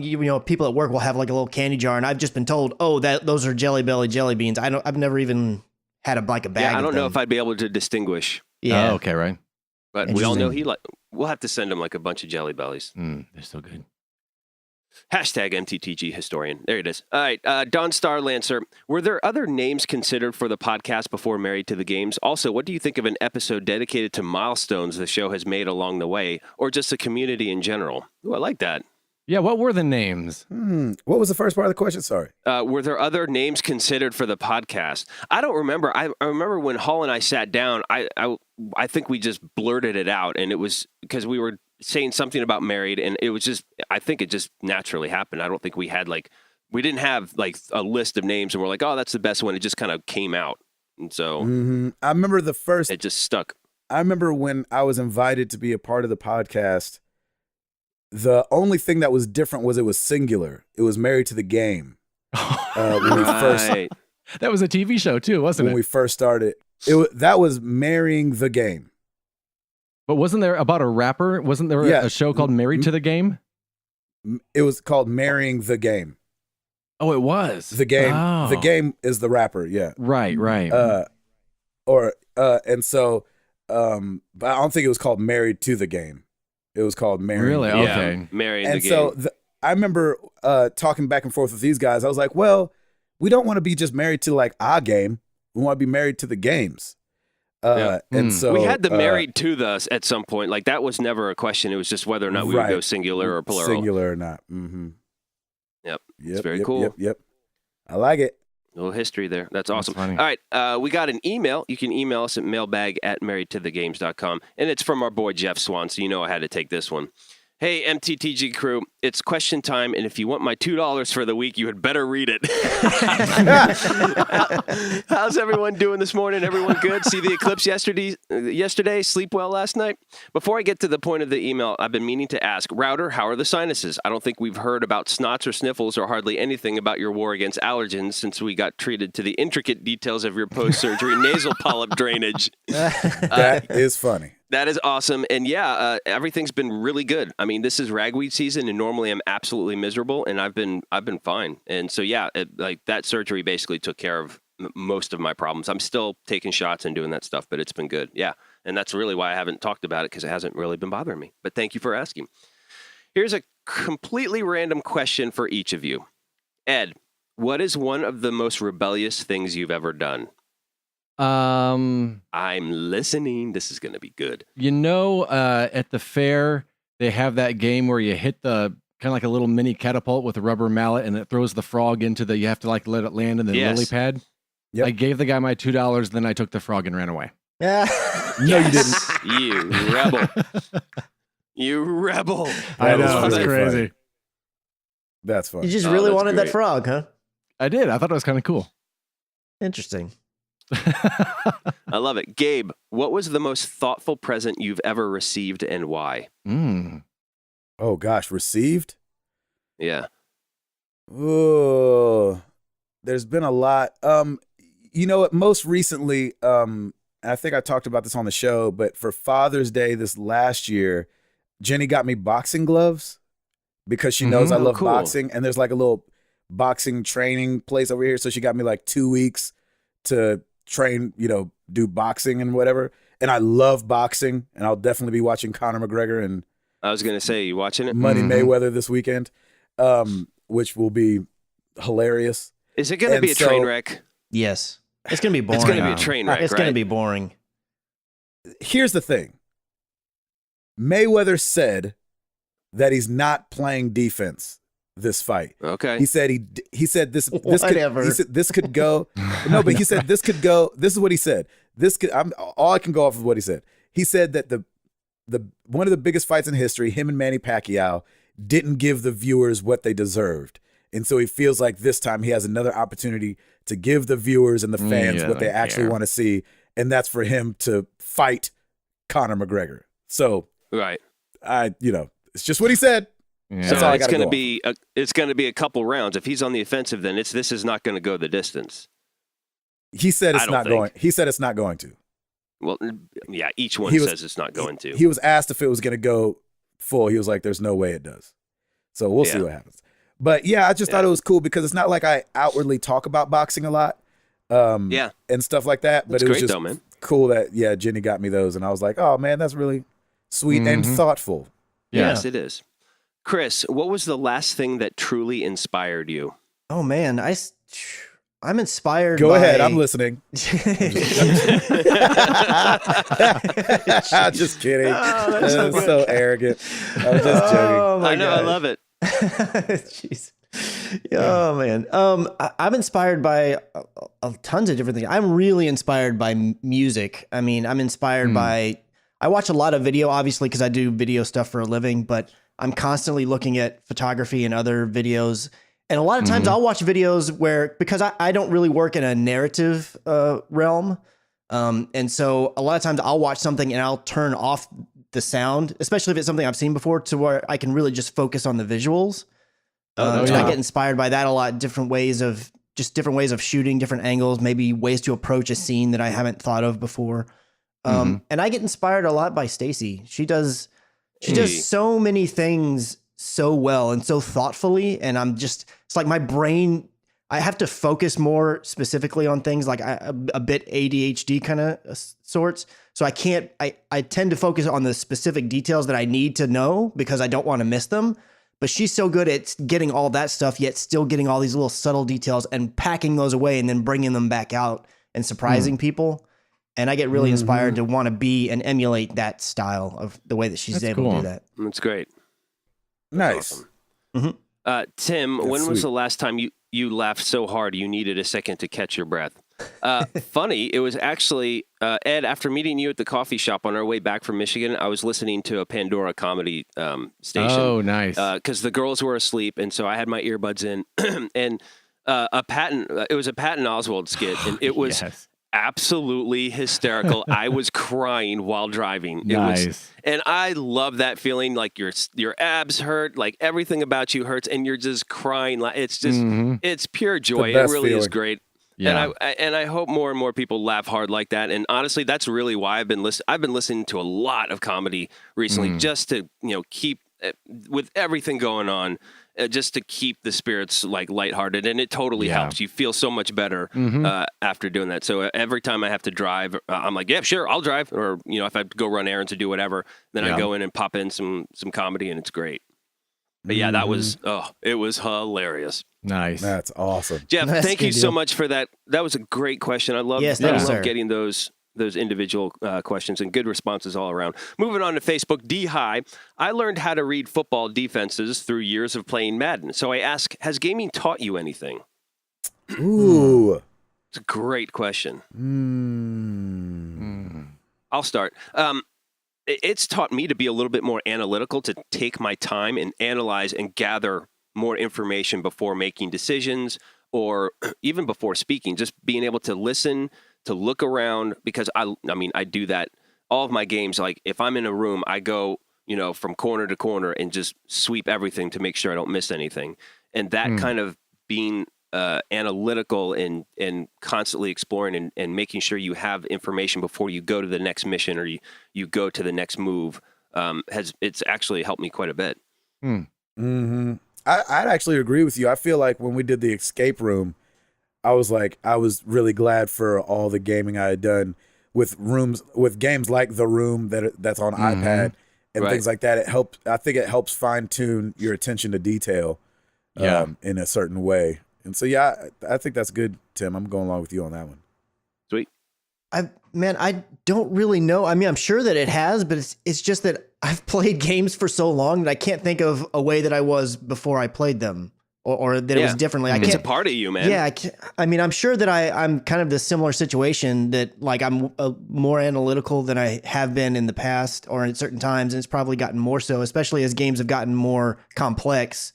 The only other thing, and it's kind of maybe loosely tied to it, is I think that gaming in general has made me maybe broaden my perspective a little bit in that something that I may be like, for instance, like let's say with food, like if I don't really like tomatoes, but I may be inspired, if there's a dish and it's got these tomatoes on it, I may like, all right, well, I'm going to go ahead and give it a try because I just might like it. Whereas in the past, I may have been like, oh, I know what I like and I'm gonna stick with what I like. But I've played games before where it's like, I don't really think this is gonna be my thing. And then I ended up really liking it. And I feel like maybe that's branched out a little bit into other areas as well.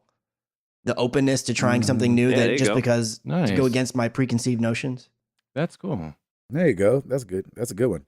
Ed? As someone who's kind of into voiceover, it's definitely taught me just to listen and to see how other people approach the craft. Amen. And just, like a lot of times, especially if it's got subtitles on, I'll look at the line and, that's how, I wouldn't have thought to say it that way, and just kind of, broaden my horizon on just how to approach reading a line. That's great. That's great. That's a great answer. I find that I do that so much with commercials nowadays, just because of the VO stuff I have been doing.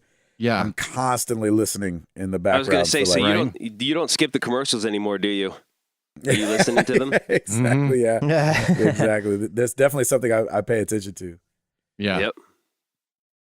Good question. Thank you, Robert Darrell Good Jr. My kids don't have favorite TV shows. They have favorite YouTubers. Commercials are strange to them. And my youngest still doesn't understand why. When we go to Grammy's house, we can't just switch the TV over to whatever show we want. I had to explain to them what a video store was. What stands out to you as either a unique experience to your children's generation or an experience from yours that they will likely never understand? Instant gratification. Yeah. Yeah, I think that absolutely. I think the iPad generation and YouTube and all that is fed into instant gratification, and not, we didn't have any of that growing up. I mean, obviously, I had video games growing up, but there was definitely a huge part of like, if you're bored, you just go outside, and I think that like because of the news and things like that, it's not. I don't know how big parents are nowadays on letting their 9-year-old just run around the neighborhood by themselves. Right. Where, that's what we were doing. And we were back in a creek and we were splashing around in water. And I heard a story. I don't know how true this is, but some news outlet was saying that children are abducted probably the same amount that they used to be. We just hear about it more now because of the way the news works and how, if a kid is kidnapped in Billings, Montana, then the whole country hears about it, where before just Billings would have heard about it. And so I think freedom is slowly being taken away from us because of fear. And I think that I think our kids will, be affected by that obviously more than we were. Yeah. Sorry if that went too deep. No, it's not at all. It's perfect. Chris? Read it one more time. It's specifically asking like what's something that we dealt with that they're not going to have to. What stands out to you as either a unique experience to your children's generation or an experience from yours that they will likely never understand? Jeez.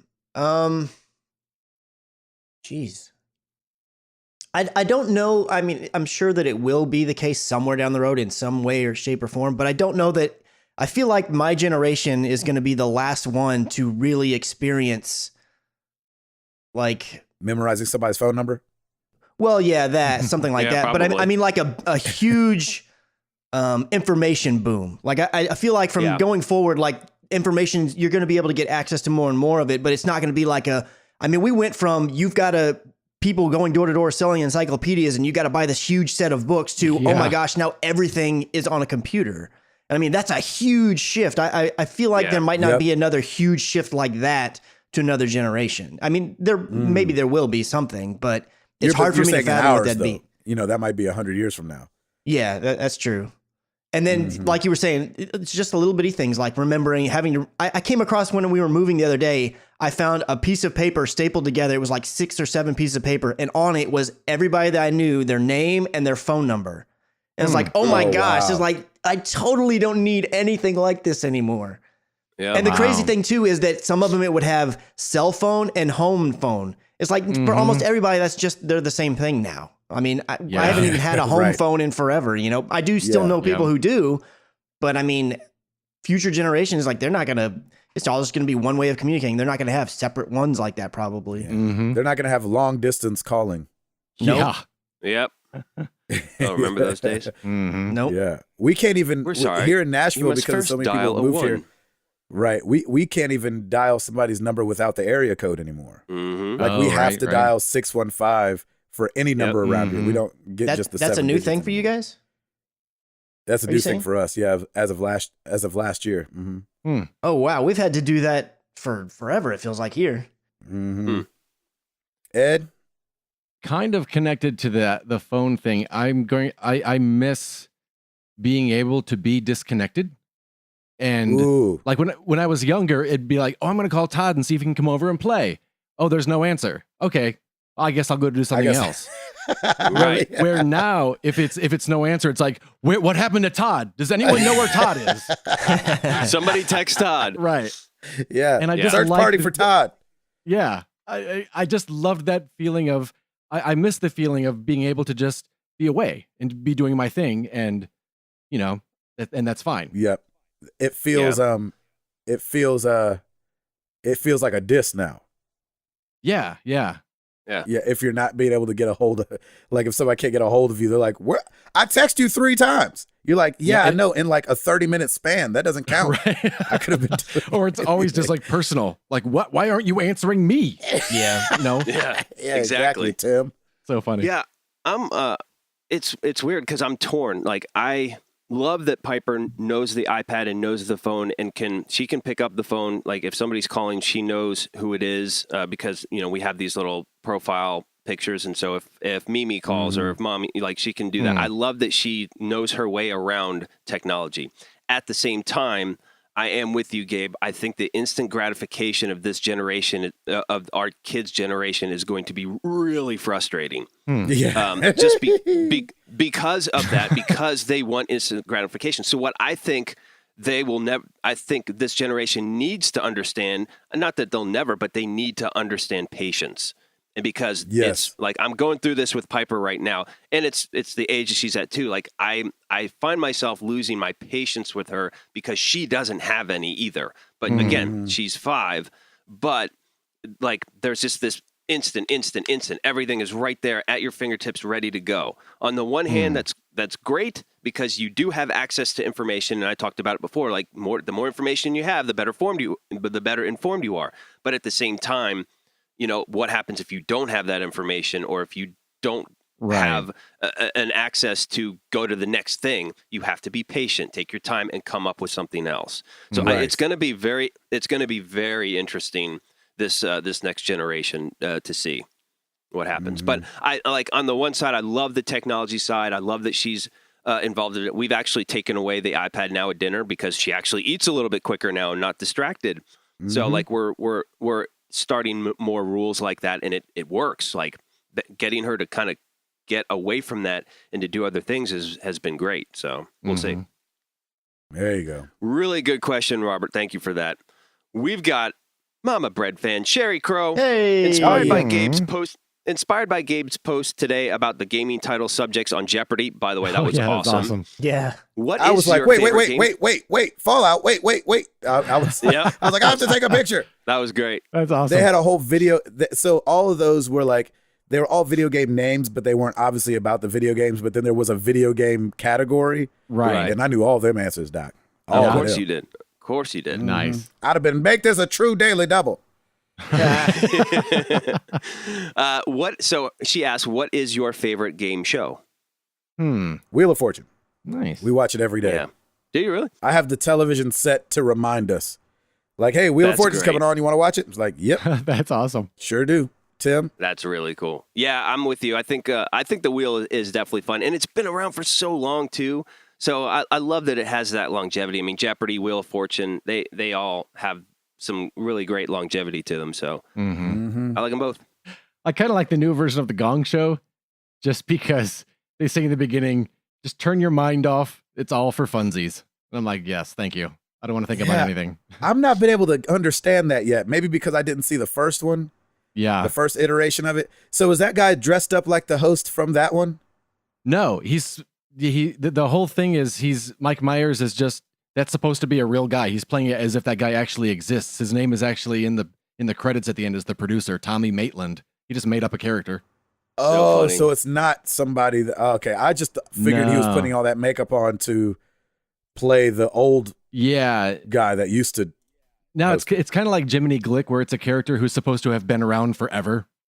I got you. And I don't know if I knew it was Mike Myers till just right now. Oh, really? Yeah. Isn't that crazy? I don't think I did.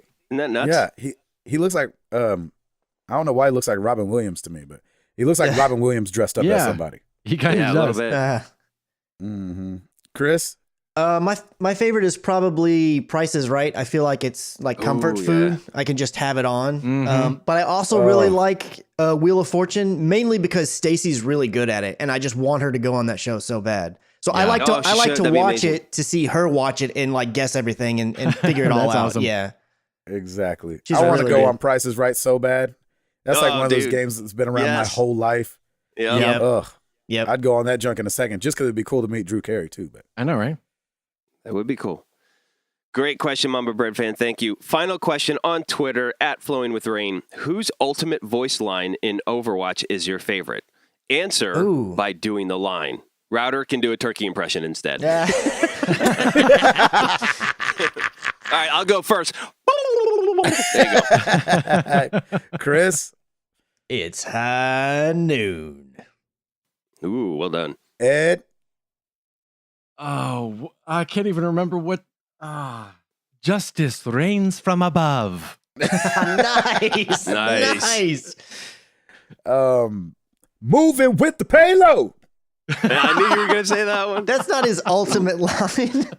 Oh, I thought you said. Oh, I thought it was just favorite line from Overwatch. No, Sorry, I it's didn't know if it like was- what they yell out when they do their voice ultimate. line. Oh shoot. He says, "Oh, let's I got- break it down." Yeah. Yeah, I don't think I that's just want my to do all the favorite. lines now. Yeah, I know. Die. Yeah, that's probably my favorite right there. Is it That's really? awesome. I just always liked the way that one sounded. The scandalous uses. Fire in the hole! That's I'm so laughing good. because I know none of this. I haven't played it in so long that none of them are even coming to me. I've got you in my sights. Yeah, that's a good one. I do like that one too. But I do like Die. I remember the first time I heard that, I was like, oh my gosh. And I think because I played it from, I didn't play it from super early on, but played it from fairly early on. That was still working every time someone did that ult. And so it seemed like anytime somebody used it, they'd kill like 4 people. And so I was like, golly, that thing is crazy. Yeah. And I just like the way it looks. And I like that it's part of his highlight reel and all that. I've never been able to use him, but I really like him as a character. I always like when Chris does Genji and Hanzo's ultimate. Yoga tiki tiki waki to wow.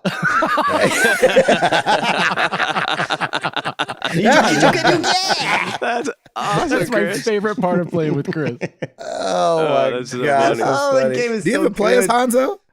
Well, I do whenever I get him on random heroes. I don't play him very much. Like Or on the other even one. if he hears it happen. Yeah, if I hear Chris it. will yell it out. And the thing is that they have a phrase that they say if it's a friendly and you're doing it, and then they say it differently if they're on the enemy team. So you still know that they're doing their ultimate, but it sounds a little bit different, so it doesn't sound friendly.